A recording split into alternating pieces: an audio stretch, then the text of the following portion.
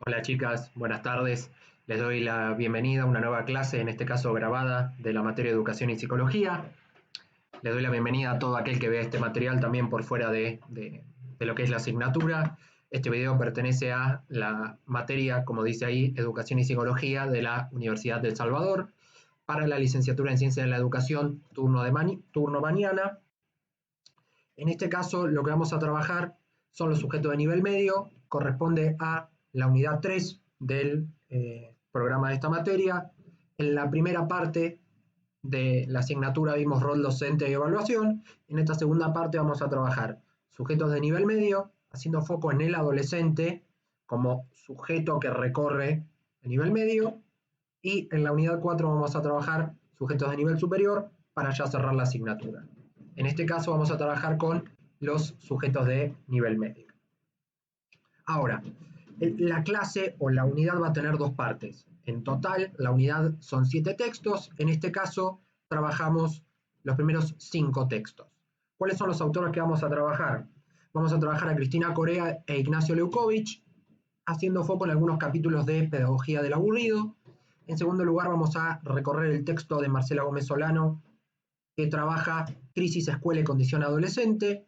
En tercer lugar, Deborah Cantor, donde vamos a ver cuáles son las variaciones para educar jóvenes y adolescentes.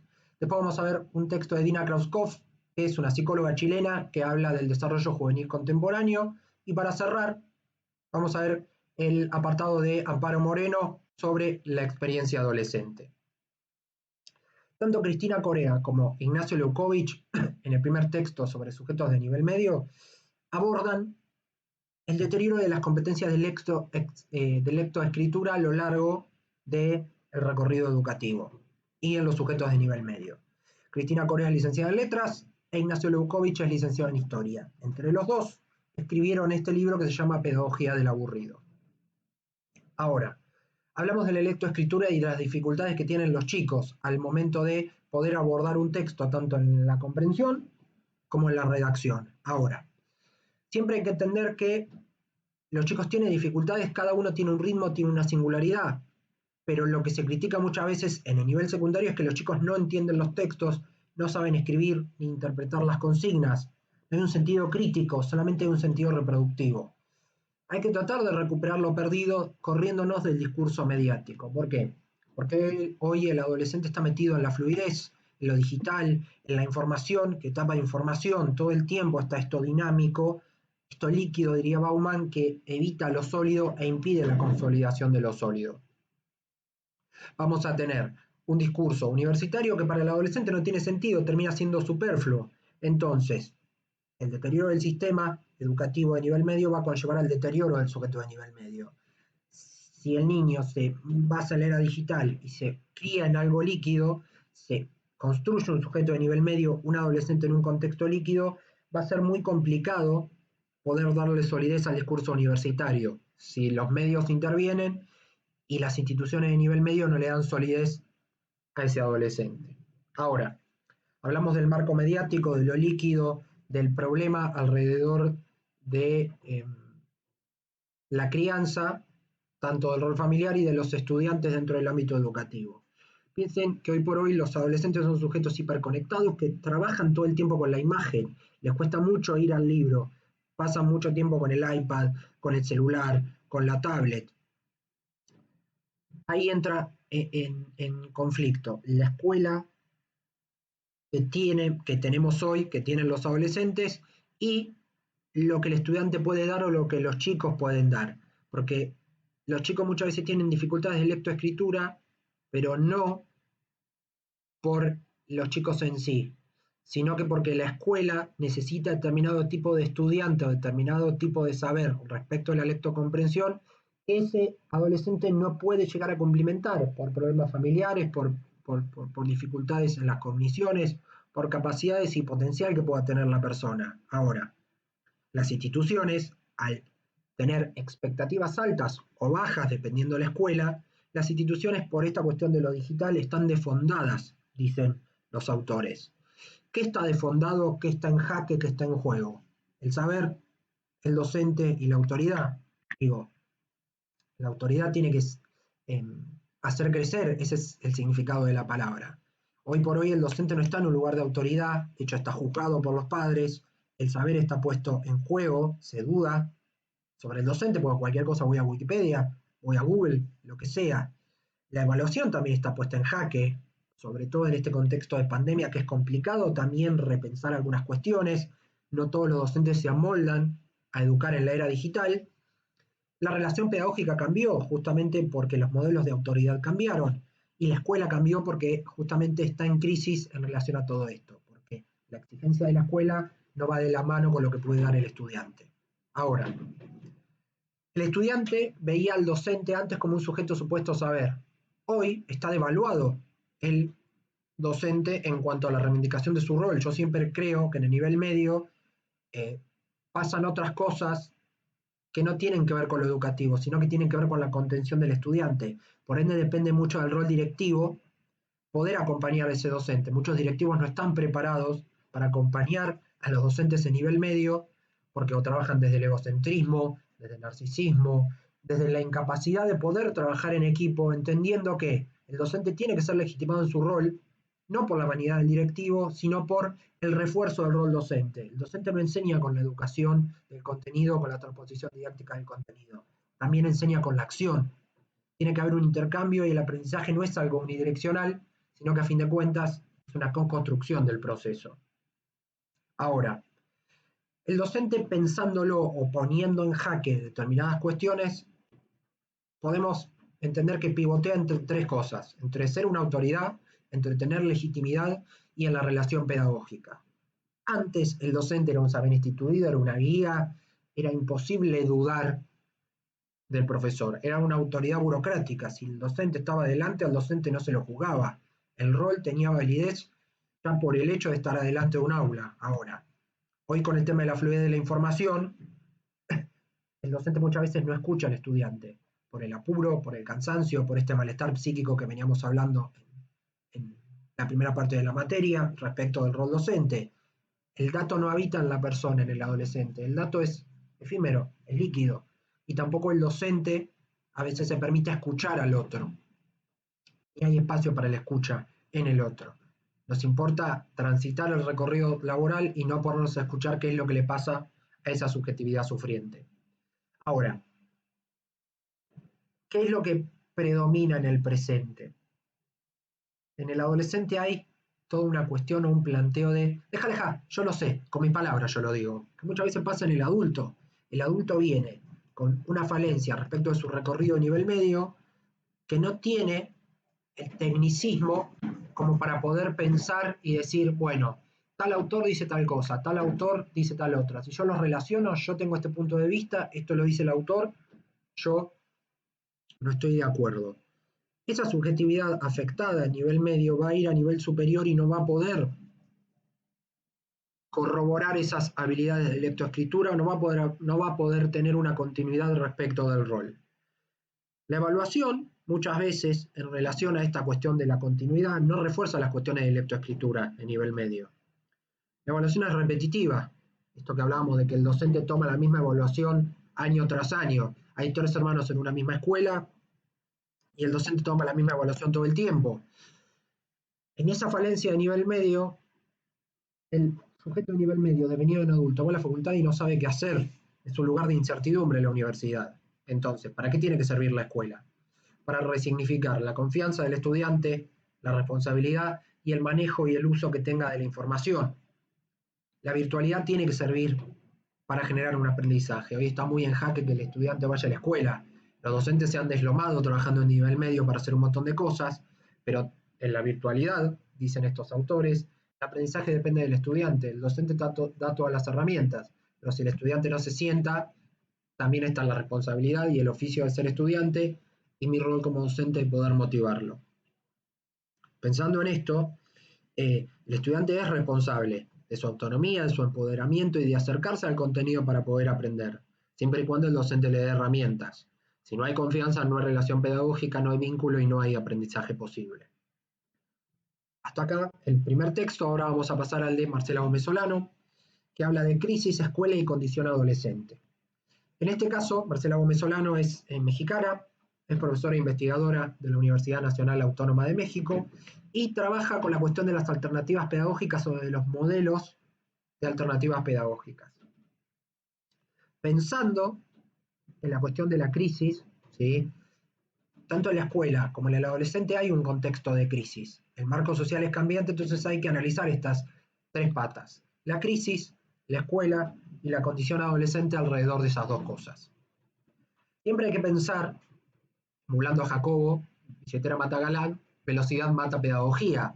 Esta cuestión que hablábamos con Corea y Leukovich de la información mata lo sólido, lo estable, la información vuela. Entonces, la velocidad mata la pedagogía.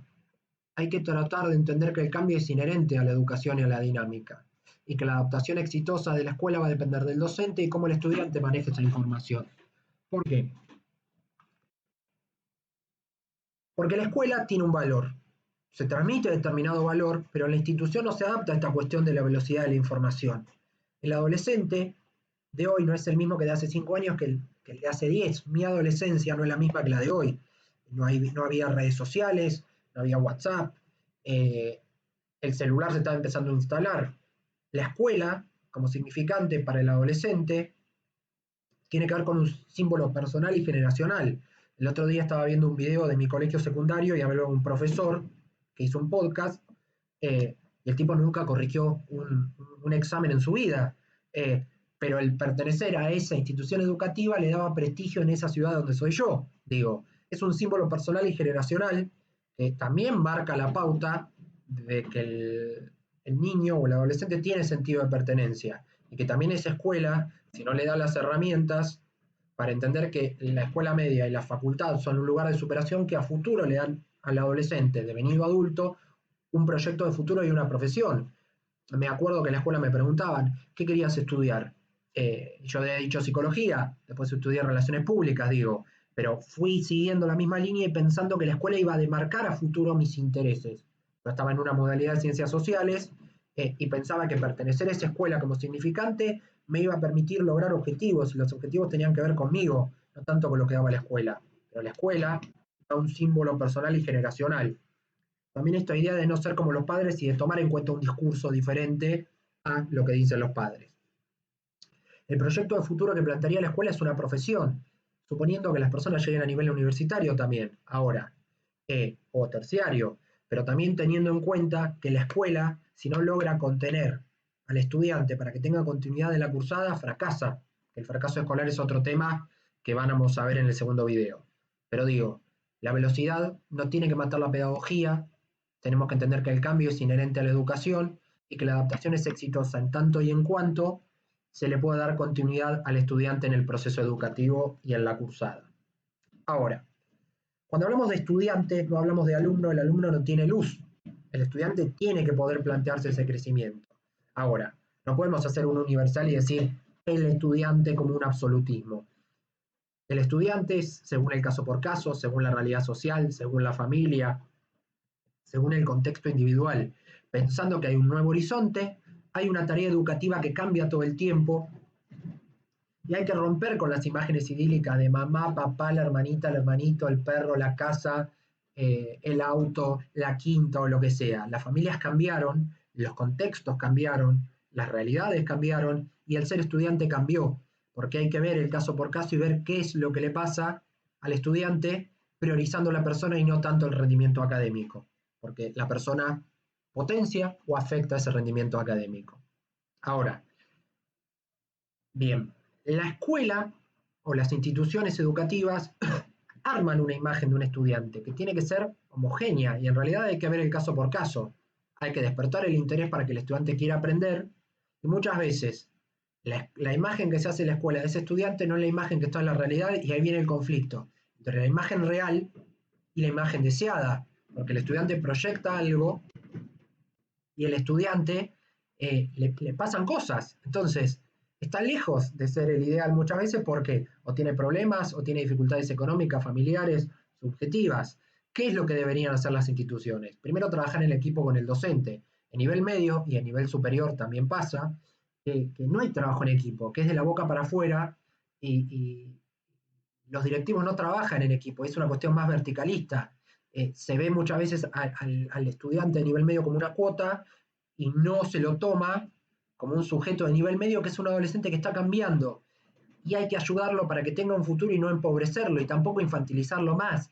Y hablarle y decirle, chico, bueno, al adolescente hay que empoderarlo para que pueda ser responsable, que haya padres que acompañen en ese crecimiento, por eso tiene que haber un trabajo en equipo, un equipo de orientación escolar, un directivo formado, capaz, que no sea egocéntrico, que pueda trabajar en equipo, siempre desde la transdisciplina y desde la horizontalidad, evitando el verticalismo, para poder entender que el foco no es el directivo, sino que el éxito del directivo va a estar en el trabajo en equipo y en el desempeño de los estudiantes en el resultado. Ahora, si yo me pongo a pensar en la pedagogía como proceso, estudia el fenómeno educativo de la pedagogía, se centra en el adolescente, en el niño. Lo que pasa es que la pedagogía tiene que ser una ciencia dinámica, porque el fenómeno educativo es dinámico, y como dice la etimología de la palabra, la pedagogía tiene que ser la guía del niño, para orientarlo con técnicas, principios. Si hay un directivo que no está orientado, si hay un profesor que no está formado en pedagogía, a veces en lugar de ser una brújula, una guía para el niño, termina siendo un pantano, lo cual es un problema.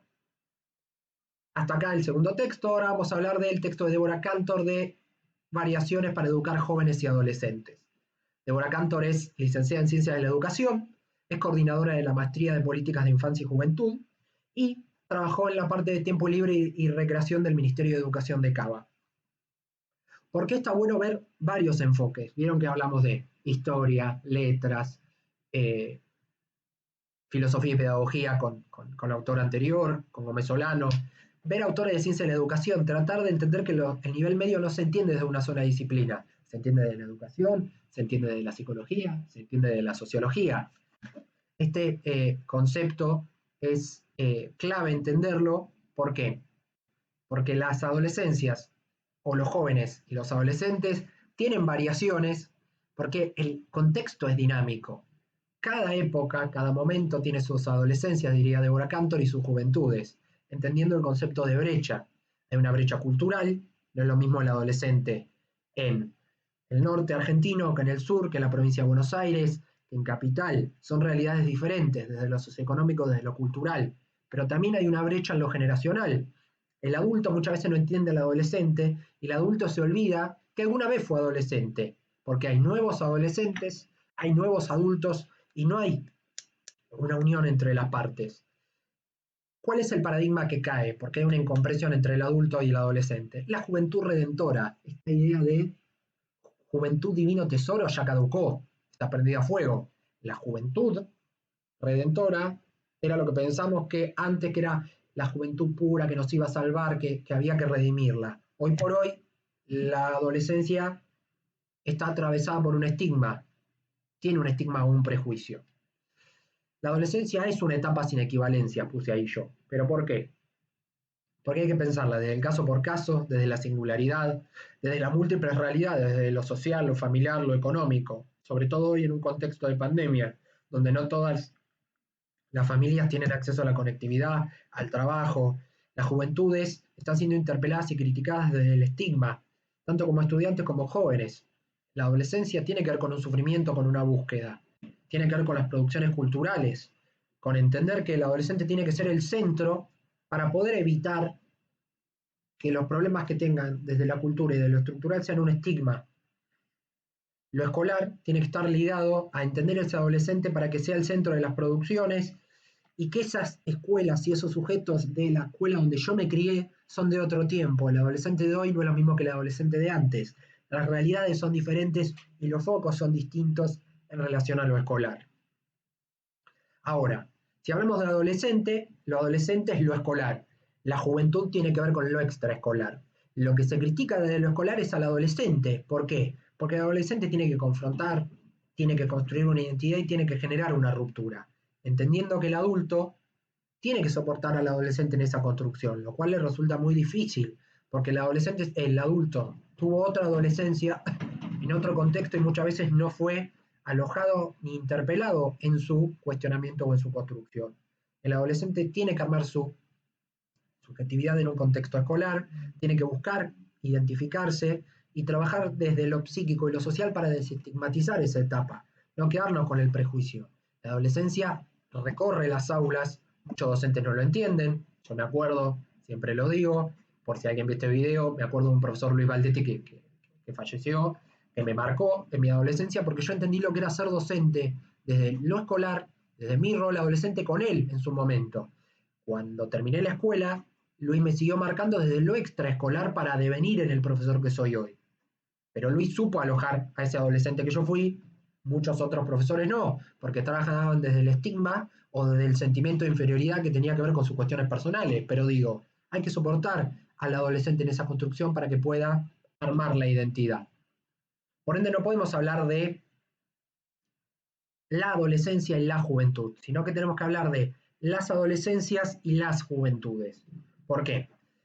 Deborah Cantor habla de las brechas sociales, culturales y económicas. Las diferencias están marcadas por el lugar de origen, pero sin embargo, tenemos que tener todas las posibilidades de ser educados. Yo hoy por hoy vivo en Capital, me crié en una ciudad del interior, de la provincia de Buenos Aires, sabiendo que me iba a ir y que iba a venir a estudiar acá a Capital.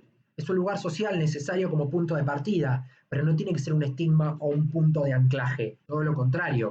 Tanto la infancia como la adolescencia son lugares complejos. Hay que verlos como lugares necesarios para decir el niño es un infante, el adolescente justamente está atravesando la adolescencia. Hay que verlos como etapas evolutivas.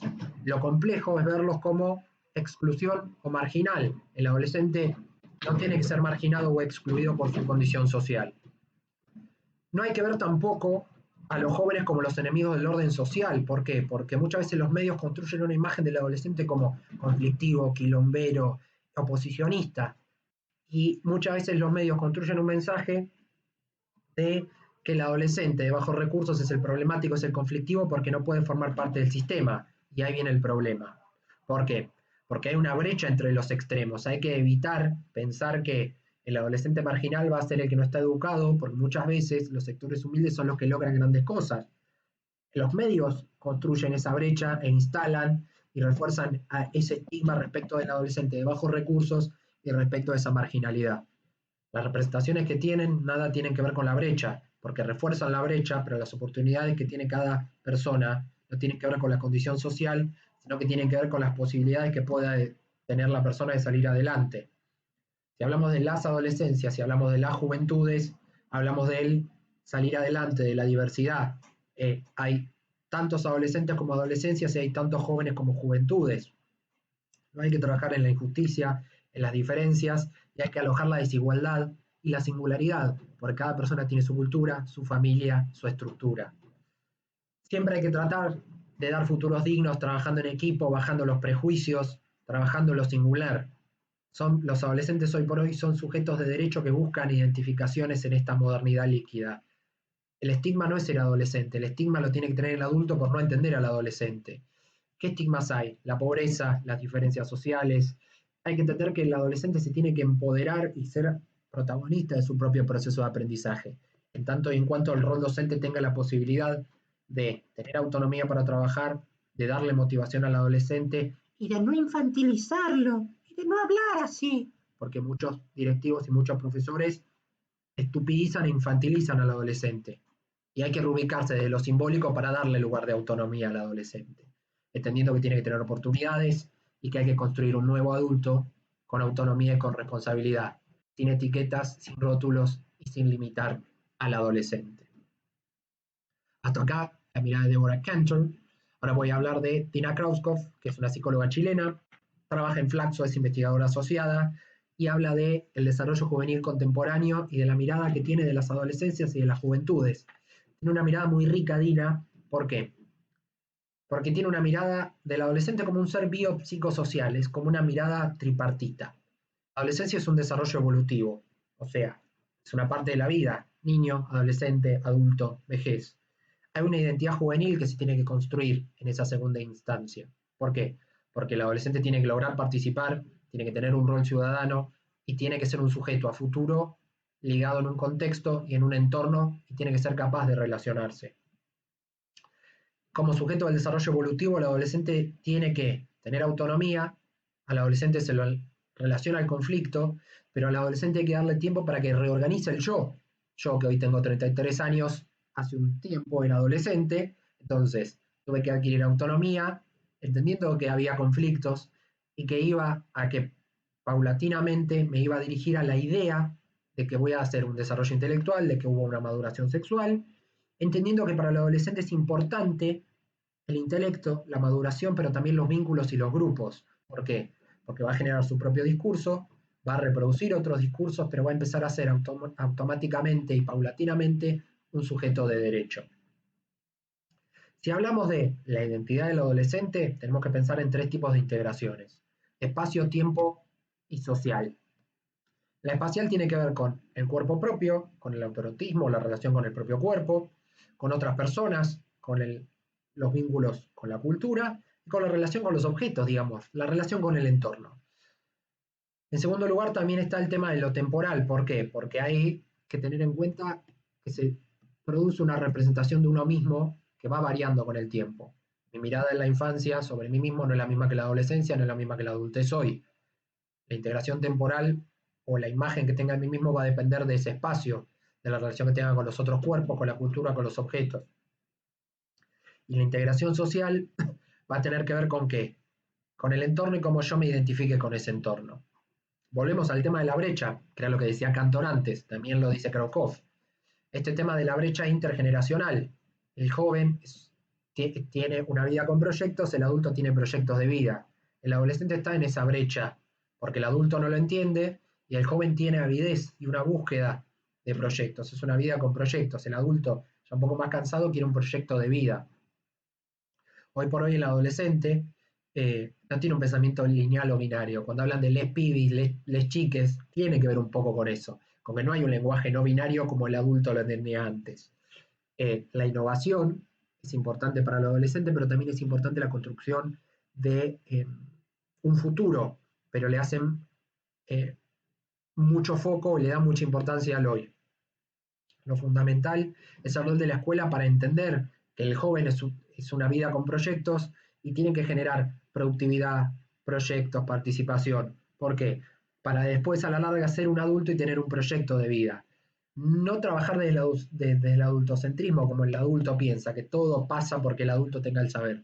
El adolescente nos enseña muchas cosas todo el tiempo. El adulto tiene que correrse de este lugar adultocentrista y entender que el adolescente también enseña a poder saltar la brecha y poder acompañar al adolescente en su transición. Ahora, volvemos a lo que decíamos antes. El adolescente es un sujeto en su contexto. Hoy está la tecnología, la información, los vínculos cambiaron, todo es más líquido. Hay jóvenes que están integrados y jóvenes que están excluidos. Estamos en un contexto de globalización, de modernidad y de instituciones que cambian. Las familias cambiaron, la escuela cambió, las autoridades cambiaron, los docentes cambiaron. En Latinoamérica hay mayor exclusión, pobreza e inequidad, hay una mayor brecha entre lo cultural, lo familiar, lo social, lo económico. La dualidad de la brecha va a estar ligada entre lo social y lo intergeneracional. Lo social, por esto que les decía antes, de lo cultural, lo económico, lo intergeneracional, porque como no hay una escuela preparada para escuchar al adulto, muchas veces al profesor, la escuela tampoco está preparada para escuchar al estudiante, y el adulto, siendo profesor o siendo padre, tampoco está preparado para alojar a ese adolescente. Cada adolescente tiene distintas vivencias, significantes, recorridos. Siempre la singularidad va a estar marcada en torno al contexto y a poder entender que el adolescente es un producto del contexto en el cual vive. Para ir pensando esta última parte, tenemos jóvenes integrados y jóvenes excluidos. Arranco por los jóvenes integrados. Los que se pueden relacionar de forma esperable en un sistema educativo son los que son autónomos, pueden recorrer múltiples experiencias, están emancipados desde lo afectivo y desde lo emocional de forma temprana, no tienen apuro por ser adultos. Recorren el mundo de la escuela entendiendo que la adolescencia es un proceso. Ahora, los jóvenes excluidos son los que más tenemos que trabajar. ¿Por qué? Porque no se pueden vincular con el entorno, desde el tema de la conectividad, como pasa en capital, como pasa en provincia y como pasa en muchas provincias. Hay que trabajar con los marginados de la educación, no por ser marginales, sino porque están marginados porque están relegados del sistema, corrernos del prejuicio de el marginal. Pensar que los jóvenes excluidos están apurados por ser adultos porque no pueden ser educados en el presente, porque la escuela no los escucha, están estigmatizados, hay un prejuicio sobre el excluido. Esas subjetividades adolescentes son explotadas laboralmente, no tienen perspectivas de futuro, están sometidos al riesgo, a una autoestima baja, a la incertidumbre. No hay futuro válido en el adolescente, que es excluido. No hay que tener prejuicios y hay que pensar que si yo me paro desde la negatividad, la exclusión, y asumo que el adolescente excluido no va a tener futuro, no hay función de la educación ni hay emancipación posible. Y para ir terminando, voy a hablar de un texto de una psicóloga, de Amparo Moreno, de La experiencia adolescente. Amparo Moreno trabaja como psicóloga la acción y la conceptualización respecto de la idea de la adolescencia como momento vital. Este texto es corto, habla de la idea de que el adolescente es un producto de las condiciones sociales. Se genera todo el debate de la concepción histórica del adolescente, de la concepción cultural. Siempre el adolescente es producto de una historia, de una cultura y de un contexto en el cual hay juventudes que tienen que ver con lo extraescolar, hay instituciones y, como les venía diciendo, y fui solidario con la idea a lo largo de esta clase grabada, la adolescencia no se puede abordar desde una sola disciplina, se tiene que abordar desde varias, desde lo biopsicosocial, de la biología, la psicología, la sociología, siempre pensando que se pone en debate cuándo arranca la adolescencia, cuándo termina, todo el tema de la edad. Hay varios conceptos claves del texto que los sinteticé en esta diapositiva. Hablamos primero de que el adolescente está parado en el egocentrismo, como el adulto, en función del texto anterior, hablaba del adultocentrismo. El adolescente piensa que va a poder resolver todo solo, y el egocentrismo tiene que ver con la incapacidad de reflexión. Hay que ir corriéndolo al adolescente de ese lugar para que pueda reflexionar, para que pueda estar insertado, ubicado en la sociedad, y el adolescente piensa que está en el centro, de que hace lío, hace quilombo, molesta, jode, es el centro de atención, es como un escenario imaginario en el cual hay una audiencia imaginaria, como dice el texto. ¿Por qué? Porque el adolescente todo lo que haga va a tener un impacto en el entorno. Ahora, el adolescente fabula, ¿sí? No fabula como algo ligado a una psicosis, sino fabula desde lo personal de que arma vivencias únicas, historias personales, significantes, busca el reconocimiento del otro. A la larga se tiene que relacionar con lo ideológico, con lo económico, con lo político para poder ligarse con los demás. Pero el adolescente se tiene que correr de esta mirada egocéntrica, pensando que es una audiencia imaginaria y empezando a armar historias personales para a la larga poder ser un adulto, para poder tener juicio, tener autonomía y poder tener respeto por las opiniones de los demás. Hasta acá la primera parte de sujetos de nivel medio. Cierro con esta frase de Aristóteles, que tiene que ver con los textos que expliqué en esta clase. Los buenos hábitos formados en la juventud marcan toda la diferencia. Eso decía Aristóteles. Si podemos trabajar con esos adolescentes, hacerlos devenir en juventudes que puedan relacionarse y transitar desde lo educativo todo el proceso de sufrimiento y de maduración, se van a poder lograr juventudes exitosas y posteriormente adultos sanos. El desafío lo tiene la escuela, lo tienen los directivos y lo tienen más que nada los padres y sobre todo los mismos estudiantes. En el próximo video, que es la segunda parte de sujetos de nivel medio, vamos a trabajar dos autores argentinos, Flavia Terici, para debatir el tema del fracaso escolar, y Emilio Tenti Fanfani, vamos a hablar de escolarización adolescente. Así que vamos a trabajar Terici con el tema del fracaso escolar y Tenti Fanfani con el tema de escolarización adolescente. Desde ya, muchísimas gracias por mirar este video, espero haber sido claro y que haya sido productivo el recorrido por este formato audiovisual. Desde ya les mando un abrazo, nos vemos en la segunda parte donde vamos a trabajar fracaso escolar y escolarización adolescente. Como dice ahí, muchas gracias por mirar este video, será hasta el próximo encuentro. Chau, chau.